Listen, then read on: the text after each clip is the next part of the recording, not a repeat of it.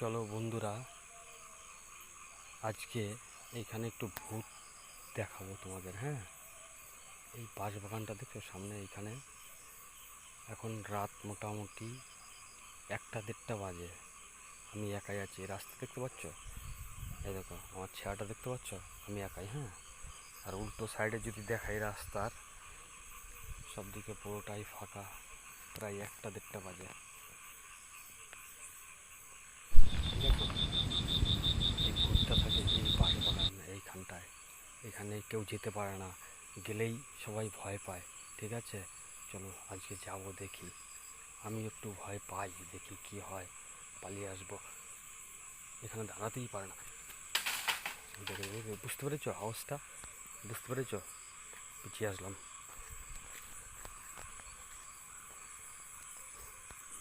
পিছিয়ে আসলাম, বুঝলে তো?